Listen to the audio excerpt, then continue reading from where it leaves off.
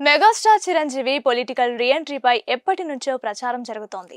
చిరంజీవి మళ్ళీ పాలిటిక్స్ లోకి వస్తారని, లేకపోతే ఏపీలో జనసేనలో యాక్టివ్ అయి తమ్ముడితో కలిసి పనిచేస్తారని ఊహాగానాలు వినిపిస్తూనే ఉన్నాయి. ఆ మధ్య సంక్రాంతి వేడుకల సందర్భంగా ఢిల్లీలో కేంద్ర మంత్రి కిషన్ రెడ్డి ఇంట్లో ప్రధాని మోదీతో డాష్ షేర్ చేసుకున్న సందర్భంలోనూ చిరు పొలిటికల్ రీఎంట్రీపై చర్చ జరిగింది.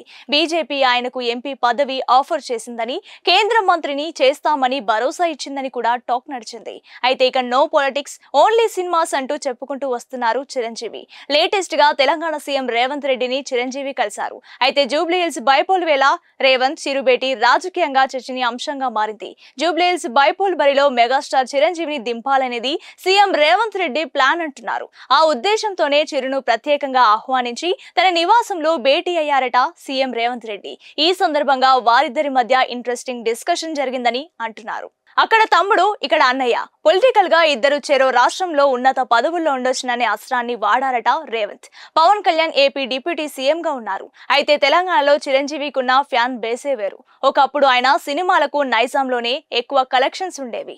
ఇదే ప్లాన్ తో చిరుకు జూబ్లీహిల్స్ బైపోల్ టికెట్ ఆఫర్ చేశారు రేవంత్. అంతేకాదు డిప్యూటీ సీఎం పోస్ట్ కూడా ఇస్తానని చెప్పారట. భవిష్యత్తులో టీడీపీ, బీజేపీ, జనసేన కూటమి తెలంగాణలో పోటీ చేస్తుందనే వార్తలు వస్తున్న నేపథ్యంలో చిరు అనే అస్త్రాన్ని వాడుకోవాలనేది రేవంత్ ఆలోచనగా చెప్తున్నారు. అందుకే ఆయన చిరంజీవితో ప్రత్యేకంగా భేటీ అయి డిస్కస్ చేశారట.